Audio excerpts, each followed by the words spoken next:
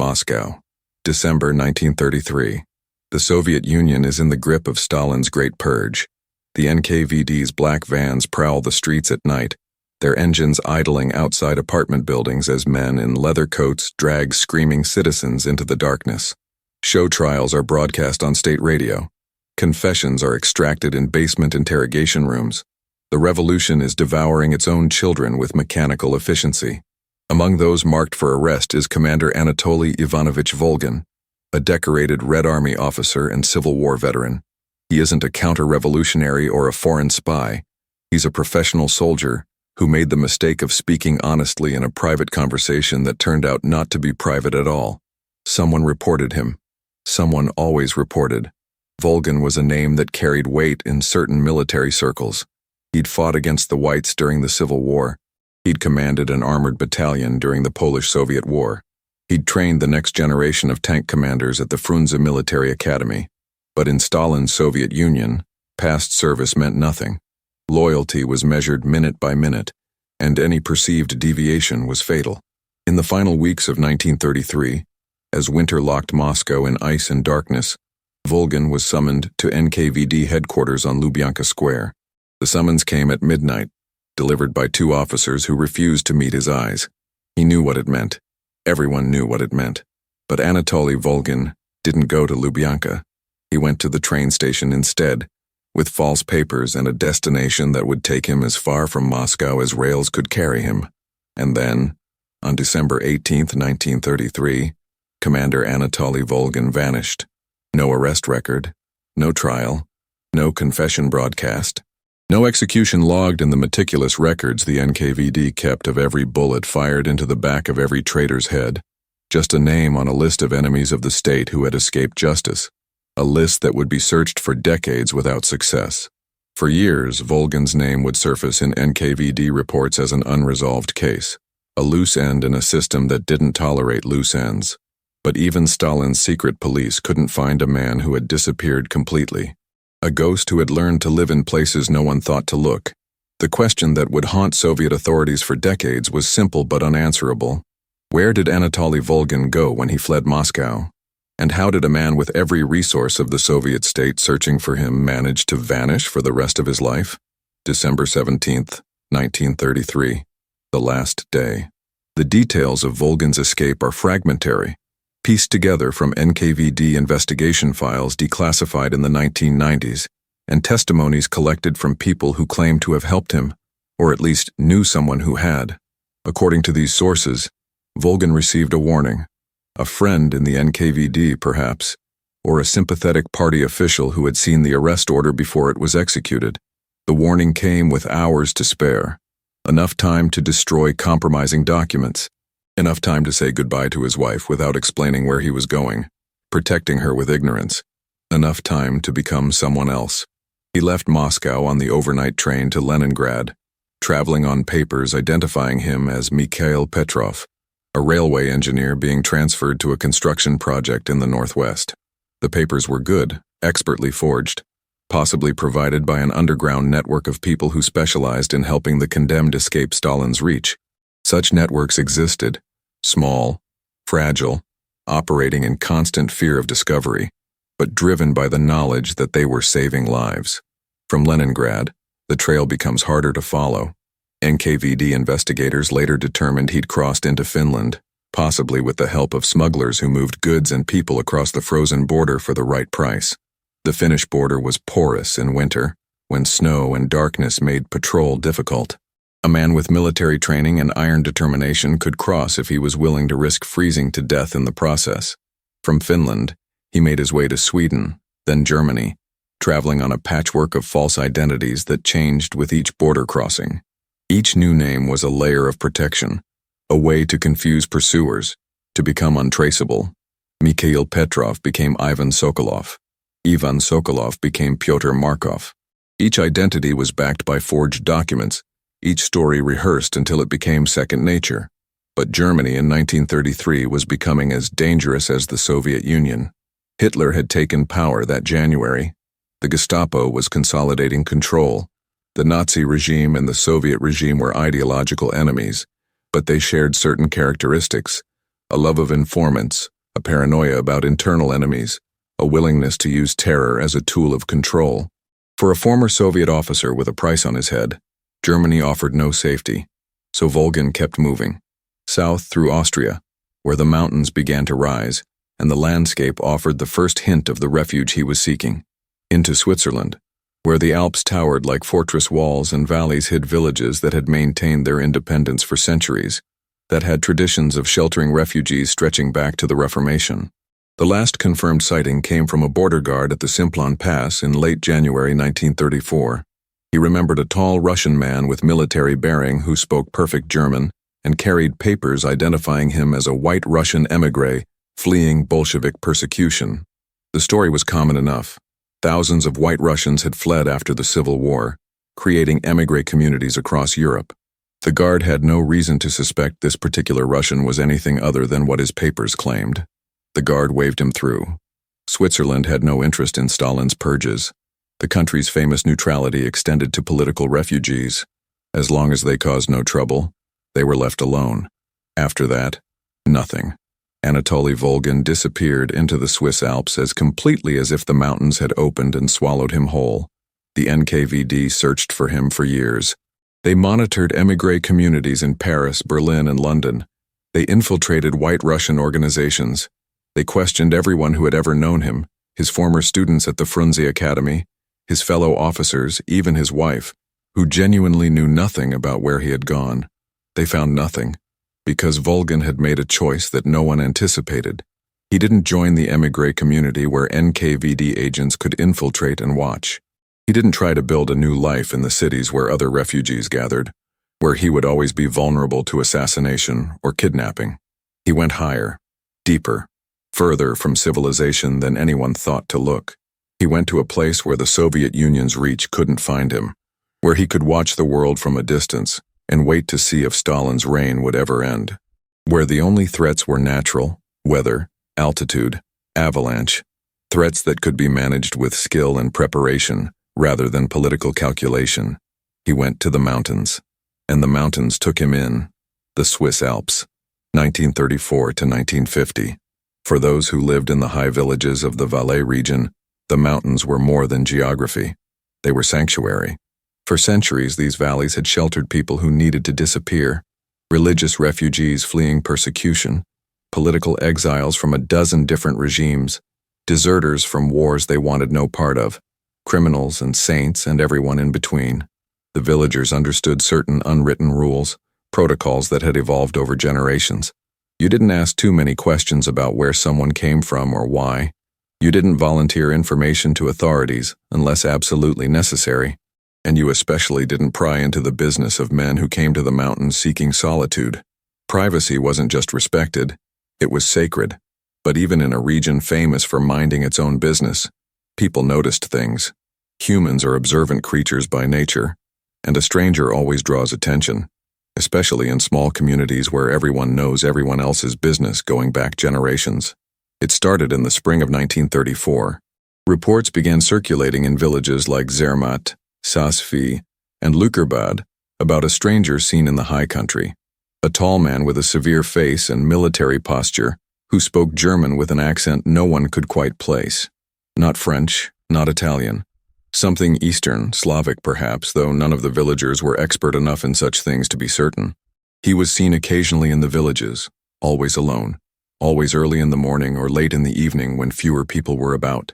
He would buy supplies, flour, salt, matches, oil, necessities for survival, paying with Swiss francs that he produced from a leather purse that seemed to contain a substantial amount of money. He was polite but distant, answering questions with minimal words, never volunteering information, never engaging in the kind of casual conversation that built community bonds. He didn't stay in the villages. He would arrive before dawn, conduct his business quickly and efficiently, and disappear back into the mountains before the sun was fully up, climbing trails that led to the high country where only shepherds and experienced mountaineers ventured. Some said he lived in one of the abandoned shepherds' huts that dotted the high pastures, stone structures that had been built centuries ago and were now used only seasonally. Others claimed he'd found a cave or built a shelter in a location so remote that even the most experienced guides didn't venture there regularly. Children whispered about Der Geisterkommandant, the ghost commander. The nickname had emerged from nowhere, as such things do, perhaps from the man's bearing, perhaps from something he'd said to someone, perhaps from pure imagination. Adults dismissed it as folklore, the kind of story that accumulates around anyone who chooses to live apart from society, who becomes a blank canvas onto which people project their fears and fantasies. But there were enough sightings over the years to establish a pattern. The stranger was real. He was surviving alone at high altitude in conditions that would kill most men within days. And he had no intention of coming down from his refuge, no desire to rejoin the human world he had left behind. One persistent account came from a shepherd named Franz Weber, who, in the summer of 1938, claimed to have encountered the stranger at a spring near the Aletsch Glacier, one of the largest in the Alps. Weber described him as lean and weathered, his face burned dark by sun and wind, but with military posture that hadn't been broken by years of mountain living and clear, intelligent eyes that assessed Weber with the practiced gaze of a man trained to evaluate threats. They spoke briefly in German. The stranger asked about news from the world below, his questions precise and specific. Weber mentioned the Anschluss, Hitler's annexation of Austria just months before, the crowds cheering in Vienna, the German troops marching through streets his grandfather had walked. The stranger nodded, unsurprised, and said something Weber never forgot, words that haunted him for the rest of his life. The wolves are everywhere now. The mountains are all that's left. When Weber returned the next day with bread and cheese, thinking the stranger might need help, might be grateful for human contact and generosity, he found no trace of him. No footprints in the soft earth around the spring. No shelter. No fire pit. Nothing to indicate anyone had been there at all. It was as if the man had been a ghost indeed, or perhaps as if he possessed skills in covering his tracks that Weber, experienced as he was, couldn't match. Whether truth or legend, whether accurate memory or embellished folklore, one thing was certain. Someone was living in those mountains. Someone who had chosen isolation over society, solitude over safety, the constant risk of death by exposure over whatever fate awaited him in the world below. And that someone, though no one in the villages knew it for certain, though his real name was spoken only in NKVD files thousands of kilometers away, was Commander Anatoly Volgin, the man who had escaped Stalin's purge, the man who had chosen to live as a ghost rather than die as a statistic in the Great Terror, the 1940s. War returns to the mountains. The Second World War brought new refugees to the Alps, a fresh wave of desperate people seeking sanctuary in the neutral heart of Europe. Allied pilots shot down over occupied territory, parachuting into the night and hoping to evade capture. Escaped prisoners of war, men who had walked away from German camps and crossed hundreds of kilometers on foot, Jews fleeing the Holocaust, families carrying children and precious photographs and nothing else, resistance fighters crossing borders between missions, carrying intelligence that could change the course of battles. The mountains, neutral Switzerland wrapped in their protective embrace, became a corridor for people trying to survive history, trying to outlast the mechanized slaughter that had consumed Europe. But the war also brought increased scrutiny. German patrols on the northern borders watching for escapees and spies, Allied intelligence networks monitoring German movements through Switzerland, Swiss military units enforcing neutrality with greater rigor, turning back anyone who tried to cross without authorization, determined to maintain the country's precarious position outside the conflict. For Volgin, if he was still alive, and some villagers had begun to wonder if the sightings had stopped because the stranger had finally succumbed to the mountains, the war made his already precarious existence even more dangerous. Strangers drew attention in wartime. Questions were asked. Papers were checked more carefully. The comfortable anonymity of the 1930s evaporated in the harsh light of wartime security measures. There were fewer sightings during these years. Some villagers assumed the stranger had died, succumbed to the brutal winter of 1941 to 42, one of the coldest on record, or fallen from a cliff during one of his solitary wanderings, his body lying in some crevasse where it would never be found. Others thought he might have moved on, perhaps crossed into Italy or France seeking safety in less closely watched regions, though that seemed unlikely given how closely he'd guarded his isolation. But then, in 1945, as the war ended, and Europe began the grim work of counting its dead and assessing the damage, something strange happened. A priest in the village of Grindelwald, Father Klaus Zimmermann, reported finding a small wooden cross planted on a remote mountainside, far above the tree line, in a location that required technical climbing skills to reach. Attached to it was a metal plate with Russian words etched into the surface, the Cyrillic letters carved with obvious care and precision. The priest's Russian was limited, learned from books and a brief period studying in St. Petersburg before the revolution, but he recognized enough to understand it was a memorial. For the fallen, it read, for those who didn't come home, may they find peace in death that they never knew in life. Who had made it? Who had climbed to such a remote location to plant a memorial no one would ever see unless they specifically searched for it? The priest didn't know, but he remembered the stories about the stranger in the mountains, and he wondered if perhaps the ghost commander was mourning comrades lost in a war that had ended years before, a civil war that had torn Russia apart and sent him into permanent exile. Other oddities accumulated during these years. A climber reported finding a cache of supplies hidden in a rock crevice near the Jungfrau. Military rations, Swiss and German, from various years of the war, suggesting someone had been systematically acquiring and storing food. Books in Russian and German, their pages protected by oilcloth wrapping. A pair of binoculars that looked like they'd been well used but carefully maintained. The lenses still clear, the mechanism still functioning. A gamekeeper named Heinrich Bucher discovered an elaborate shelter built into a cliff face in 1947, concealed so perfectly behind a false rock facade that he'd passed it dozens of times without noticing. He only found it because a rockfall had partially exposed the entrance. Inside was evidence of long-term habitation, a sleeping platform built into the rock, a small stove vented through a crack in the stone, the ventilation system so well designed that smoke would have dispersed completely before reaching the outside air, storage areas carved into the stone with tools that must have taken months of patient work. But whoever had built it was gone. The shelter was empty except for a few items that seemed to have been left deliberately, almost as if someone had wanted them to be found eventually.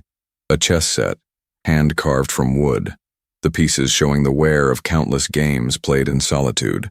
A book of poetry in Russian, Pushkin's complete works, the pages worn from repeated reading, margins filled with notes and commentary in a neat, disciplined hand. And a photograph, faded and water-damaged but still recognizable, showing a young woman and a small girl standing in front of what looked like a Moscow apartment building, pre-revolutionary architecture, the kind that had been torn down or repurposed in Stalin's reconstruction of the capital. On the back of the photograph in faded ink were two names, Katerina and Svetlana. The gamekeeper took the items to the police in Interlaken. They were catalogued, filed, and forgotten.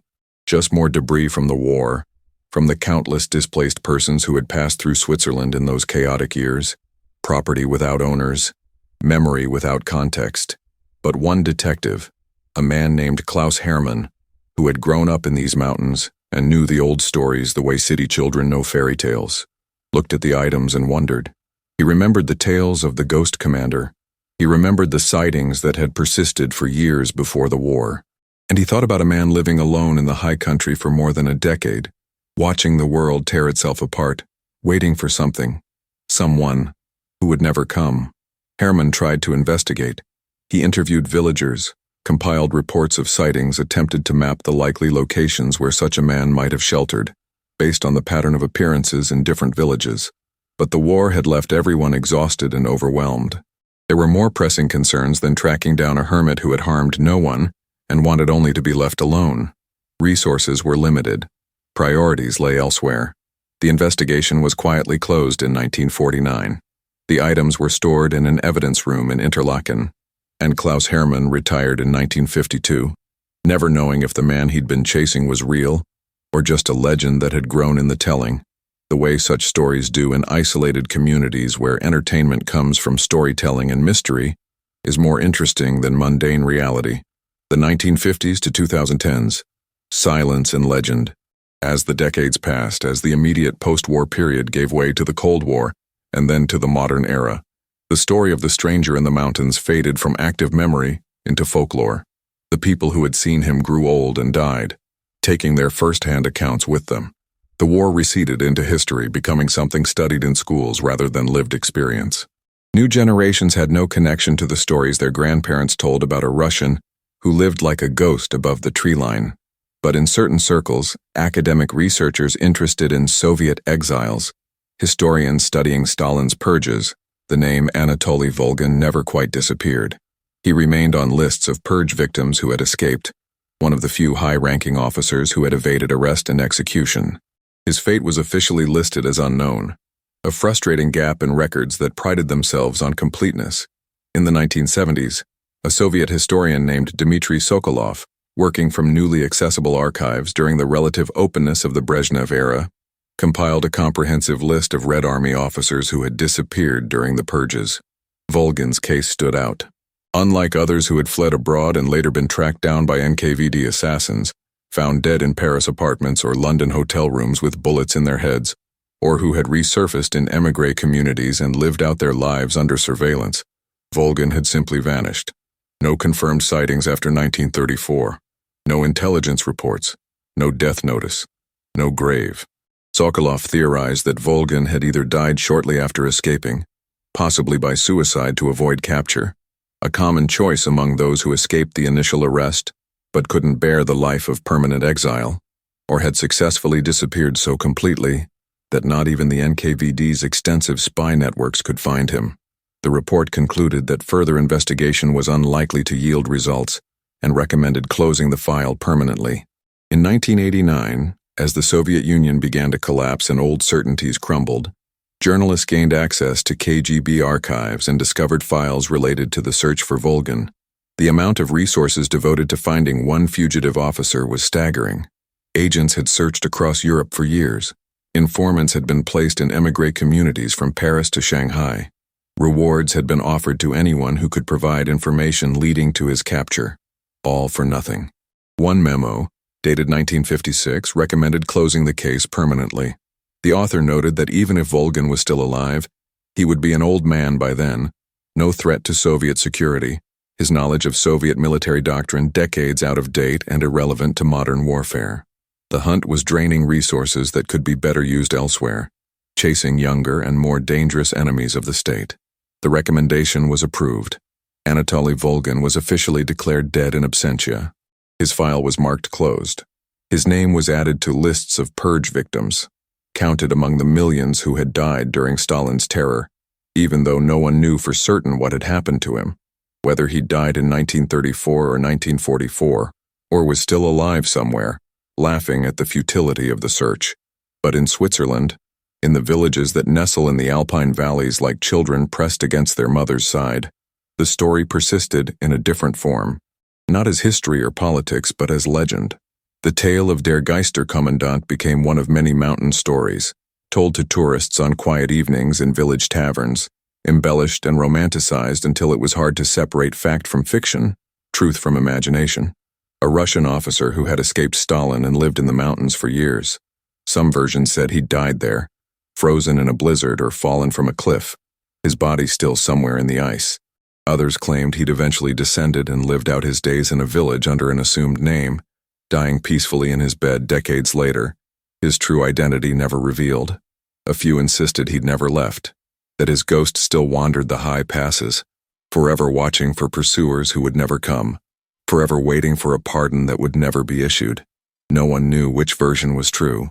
And as the 20th century gave way to the 21st, as the world changed in ways Volgin could never have imagined when he fled Moscow in 1933, it seemed likely that no one ever would. The mountains kept their secrets. The snow buried evidence. Time erased memory.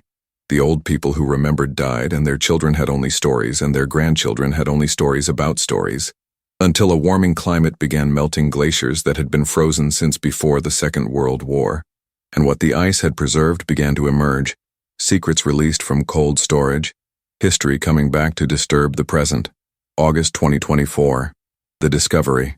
Climate change has transformed the Alps.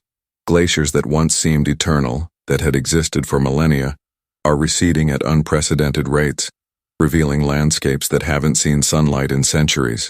And with those landscapes come discoveries, artifacts dropped by prehistoric travelers, Remains of climbers who disappeared decades ago. Evidence of lives lived and lost in the high country. It was a routine glacial survey, part of an ongoing project to document the retreat of the Aletsch Glacier, the largest in the Alps, a river of ice that had seemed immortal, but was now dying before the eyes of scientists who measured its retreat in meters per year. Dr. Helena Moser, a 43-year-old glaciologist from the University of Zurich, was conducting drone surveys of newly exposed terrain when she noticed something unusual in the high-resolution imagery. A structure, man-made, built into a cliff face that had been covered by ice for decades, perhaps since the 1950s or earlier. The glacier's retreat had exposed it completely for the first time in living memory. At first, she thought it might be a mining operation from the 19th century, or a military installation from one of the world wars. The Swiss Alps were dotted with such relics, forgotten pieces of industrial or military history slowly being revealed by the melting ice. But the location was strange, far above any reasonable position for mining or military purposes, accessible only by technical climbing routes that would have been extremely difficult even with modern equipment. She marked the GPS coordinates and reported it to the cantonal authorities. Within 48 hours, a team from the Federal Department of Defense had visited the university to examine her findings. Within a week, a combined team of Alpine rescue specialists and archaeologists had been assembled and deployed to the site. What they discovered was extraordinary. A refuge built with meticulous care and considerable engineering skill. Not a simple shelter or emergency bivouac, but a sophisticated mountain dwelling carved into solid rock and reinforced with stone masonry that had been expertly fitted. The entrance was concealed behind a false rock face that had fooled climbers and guides for decades. A facade so cunningly constructed that it appeared to be natural cliff face, unless you knew exactly where to look and how to recognize the subtle signs of human modification. Inside, multiple chambers connected by narrow passages carved through solid limestone, living quarters, storage areas, even a small library carved into a natural alcove, the walls carefully shaped to create shelves, and throughout the refuge, evidence of long-term habitation, decades of it. A life lived in complete isolation, a life that had left traces everywhere for those who knew how to read them. The site had been damaged by decades of ice pressure and water infiltration, by the slow violence of frost and thaw cycles, but much had survived, preserved by the cold, by the dry air of high altitude, by careful storage in sealed containers. Personal items, books, journals, photographs protected in metal boxes, tools, clothing that still showed the stitching patterns of 1930s Soviet manufacture, maps marked with notations in Russian, the Cyrillic letters still legible after 9 decades. And in the innermost chamber, sealed behind a door that had been locked from the inside, protected from the worst of the water damage, they found what they had been hoping for and dreading: a body, preserved by the cold, mummified by the dry air of the high Alps. The figure was seated in a wooden chair that had been carefully constructed, the joints still tight, facing a small window carved through the rock that looked out over the glacier. On the table beside him was an open journal, the last page filled with careful handwriting in Russian, the letters formed with obvious effort, and beneath the journal, weighted down as if to keep it from blowing away in a wind that could never reach this sealed chamber, was a Soviet military identification book. The red cover was faded but legible. The photograph inside showed a stern man with dark eyes and a military bearing that came through even in a small black and white image. The name inside, printed in bureaucratic typeface, Commander Anatoly Ivanovich Volgin. After 90 years, after decades of searches and speculation and slowly fading memories, the man who had escaped Stalin's purge had been found. But the mystery of how he had survived for so long alone in the Alps, what had sustained him through decades of isolation, and what had finally brought his long exile to an end, was only beginning to unfold. The refuge, a life in isolation. The excavation and documentation of Volgin's refuge took months. Every item had to be carefully catalogued, photographed from multiple angles, preserved using techniques developed for archaeological sites, and analyzed by specialists from 6 different fields. What emerged was a picture of a man who had transformed survival into an art form, who had built not just a shelter, but a life in one of the most inhospitable environments on Earth. The main chamber was approximately 4 meters by 5 meters, carved directly into solid rock using hand tools that must have required months of patient, exhausting work. The walls had been reinforced with carefully fitted stones, creating insulation that would trap heat while allowing controlled ventilation. A small metal stove, ingeniously vented through a natural chimney in the rock that had been modified and extended, would have provided heat while dispersing smoke so thoroughly that no one below would have noticed. The engineering showed sophisticated understanding of thermodynamics and airflow. A sleeping platform was built into the wall, raised above the floor, to avoid the cold that pooled at ground level. Shelves were carved directly into the stone, holding books, supplies, and personal items arranged with military precision. A second chamber served as storage. Here investigators found evidence of Volgan's supply system, the careful logistics that had kept him alive for decades. He had stockpiled food, carefully rotated and preserved using techniques that showed both military training and adaptability. Dried meats, preserved vegetables, hard cheeses that could last for years in the cold, grains and flour stored in sealed metal containers, salt, sugar, tea, everything organized, everything labeled in his precise handwriting.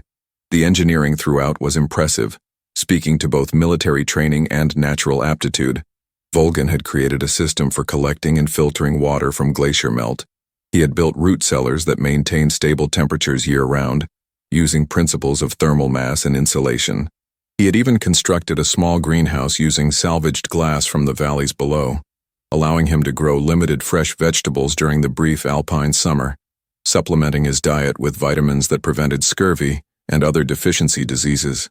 But it was the library that revealed the most about the man who had lived here, about his inner life and intellectual survival. Dozens of books in Russian, German, French, and English, suggesting a man of considerable education and linguistic ability, military theory and tactics, philosophy from ancient Greeks to modern existentialists, poetry, history, literature. Many showed signs of repeated reading, spines creased, margins filled with notes and commentary in his distinctive hand, arguing with authors across decades and languages. He had been educating himself, maintaining his mind even as his body endured the brutal physical demands of mountain survival. Perhaps this had been his salvation, the thing that kept him sane when isolation should have driven him mad.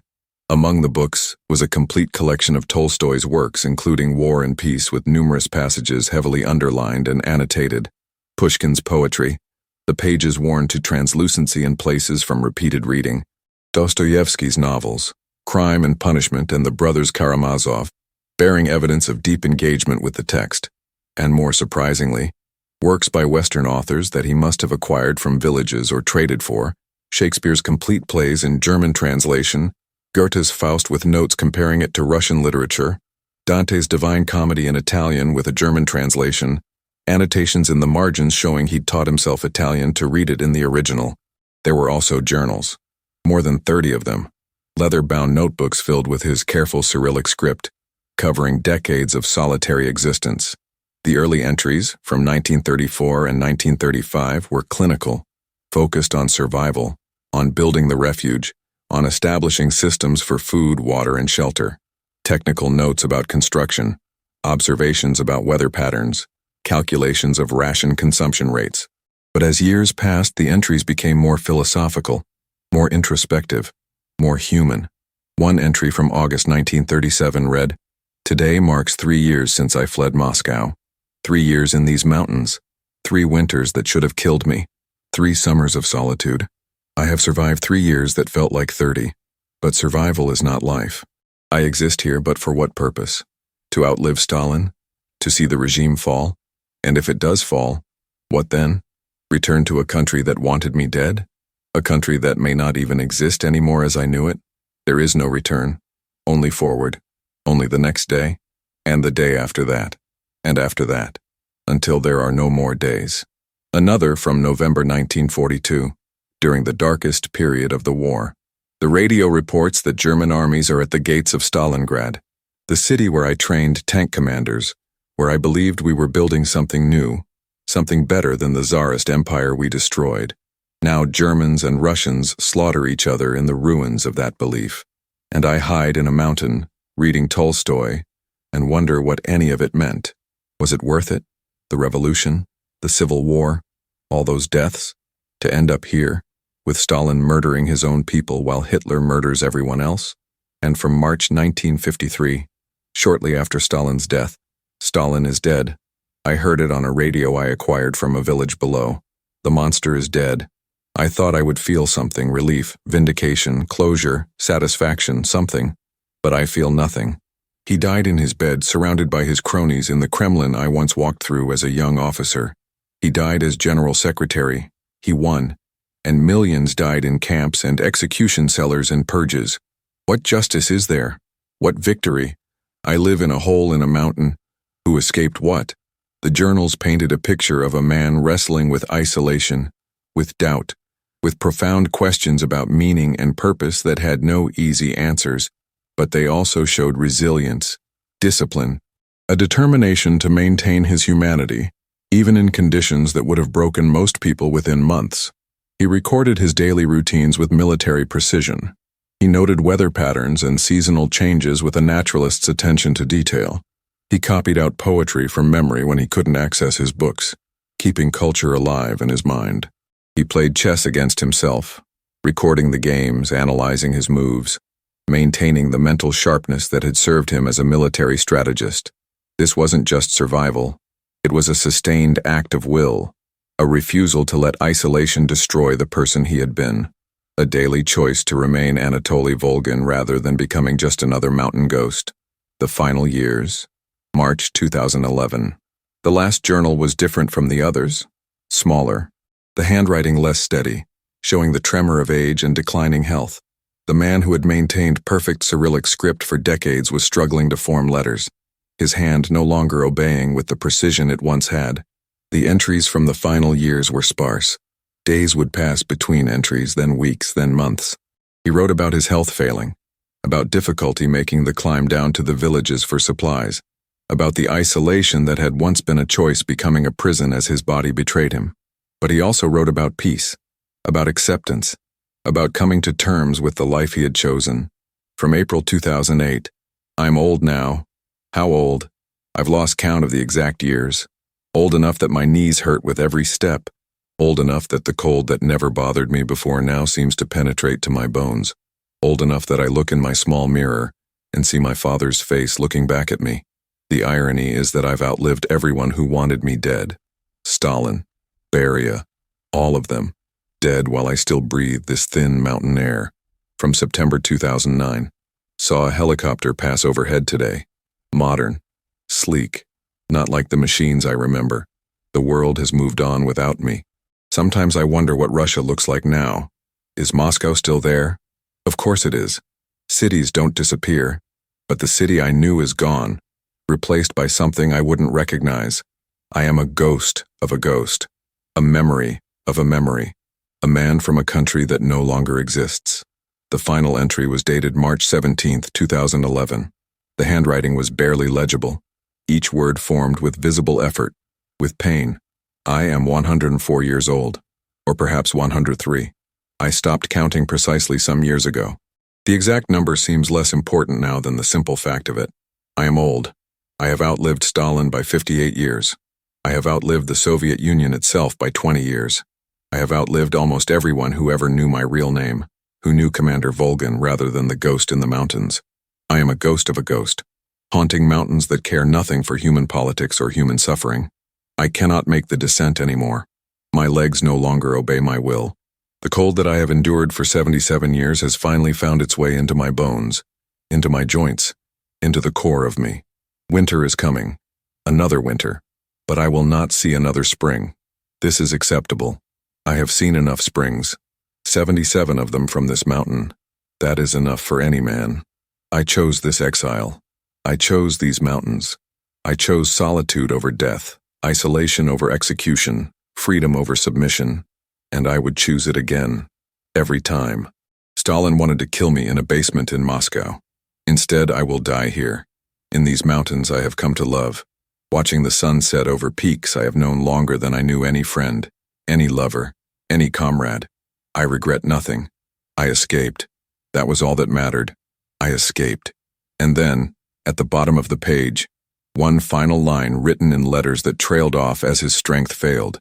To whoever finds this, I was here. I lived. That is enough. Forensic analysis of the remains suggested he had died within days or perhaps weeks of that final entry. He had prepared carefully for the end, as he had prepared carefully for everything in his mountain life, sealing his journals in waterproof containers, arranging his personal effects with care, positioning himself in the chair facing the window, so that his last view would be the mountains rather than the darkness of the inner chamber. A final act of control from a man who had spent his entire life refusing to surrender that control to anyone else, not to Stalin, not to the NKVD, not even to death itself. DNA confirmation came from an unexpected source. A distant relative living in Moscow, a great-great-niece named Olga Volkina, who had submitted her DNA to a genealogy database in 2019, never knowing her family connection to a famous fugitive. Her grandmother had been Volgin's younger sister, a connection that had been obscured by name changes and deliberate obfuscation during the Soviet era, when having a traitor in the family was dangerous. When mitochondrial DNA extracted from bone samples was compared against Olga's genetic profile, the results were conclusive. 99.2% certainty. The man in the mountain was Commander Anatoly Ivanovich Volgin. He had escaped Stalin's purge in December 1933. He had survived in the Alps for 77 years, more than 3/4 of a century. He had died on his own terms, free, unbroken, having outlived everyone who had wanted him dead. He had won. The aftermath, legacy of the Ghost Commander, the discovery of Volgin's Refuge created international headlines. Within days, journalists from dozens of countries had descended on the site. Within weeks, the story had been featured on news programs across the globe. The man who had been forgotten by history was suddenly famous, his story told and retold, analyzed and debated, transformed from personal tragedy into public narrative. Historians, particularly those specializing in Stalin's purges, scrambled to incorporate this new information into their understanding of the period. Volgin's case was unique. While thousands had fled the Soviet Union during the purges, most had either joined émigré communities or died in poverty and obscurity. None had chosen such complete isolation. None had survived so long alone. The Swiss government declared the site a protected historical location, recognizing its significance not just as the refuge of one man, but as a testament to human endurance. Access was restricted due to the dangerous terrain, but plans were made to create a small museum in the valley below, using reproductions and photographs to tell Volgin's story. Volgin's journals were translated into multiple languages and published, becoming unexpected bestsellers in both Russia and the West. Readers were fascinated by his evolution from military officer to mountain hermit, by his philosophical reflections, by his refusal to let isolation destroy his humanity. For some, particularly in Russia, Volgin became a symbol of resistance against tyranny. Here was a man who had said no to Stalin and lived, who had refused to submit and survived, who had paid for that refusal with a lifetime of isolation, but had never regretted his choice. His story was taught in schools, analyzed in universities, debated in the new Russia that had emerged from the Soviet collapse. For others, the reaction was more complex. Some saw him as a hero, others as a deserter who had abandoned his country in its darkest hour, who had hidden in a mountain while others fought and suffered and died. Still others questioned whether his survival had really been worth the cost, whether living 77 years alone in a mountain was really preferable to facing whatever fate awaited him in Moscow. The debate became particularly intense in Russia, where attitudes toward the Soviet past remained complicated and contested. Was Volgin a hero for escaping Stalin's terror, or a traitor for fleeing rather than fighting? The answer seemed to depend on who you asked and what they believed about Russian history.